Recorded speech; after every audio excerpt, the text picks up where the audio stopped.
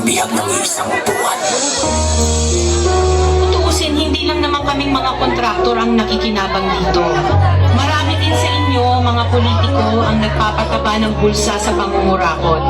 Kawawa po talaga ang mga mamamayang Pilipino kasi ninanakaw lang natin ang kaban ng bayan. Sinong umaahon dahil ba o sila? Mga ngiti nila habang nakalubog ka pa sa lawang basa.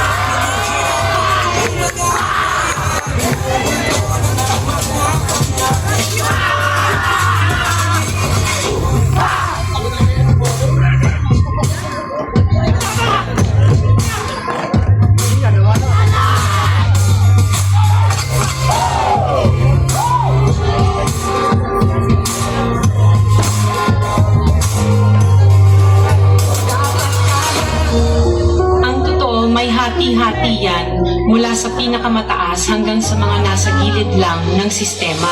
Sa patuloy na pagdinig sa Senado sa mga di umano kinorakot na proyekto ng gobyerno, 491 projects. Dapat tama, pinagtama ba din natin ginagawa? Paulit-ulit na lang, ito ang bagong simula. Simula ng simula, bakit walang natatapos at rasa pati lagi ikot ng swelas ng sapatos. Ilang beses na ako, ilang beses na ako. Pati natin subukan at tulungan at kumako. Bumahagi sa bigat na matagal na natin pasapatayan.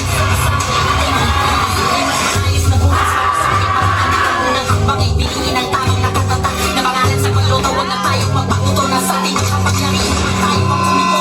Itigil mong itigil ang pagsisi sa sitigil ka sa pwesto. Di ka nakilala kapag sinigil sa lahat ng kanyang pangakong mga hindi tayo kumbinsido. Huwag na natin dapat na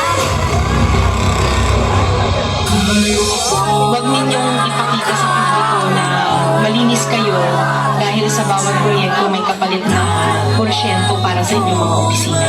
Tingnan ninyo rin ang mga pangalan na nakaupo ngayon at lalo na sa mismo mga nagpapalakad ng gobyerno. Pilipino sa isip at sa lupa. Hindi kahit mga bigyan mo wala ng salita. Sa gobyerno na kaya sigurain at patawanan. May pamilya kumakain at kulang sa dalawang beses sa isang araw. Minsan wala ang magluto. Bakit dito kapapawis sa pagkain nila? Ang magdala at pinagkakainin ng parang ito. Alam mo ba mga masyado at lahat ng ito?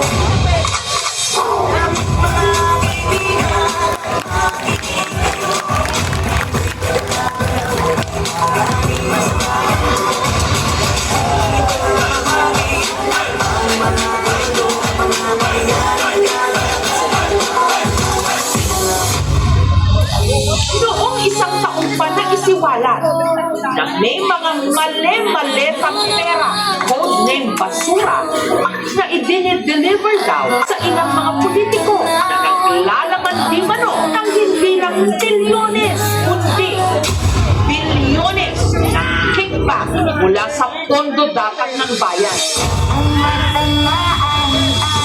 Nakakapagod ng maging mahirap.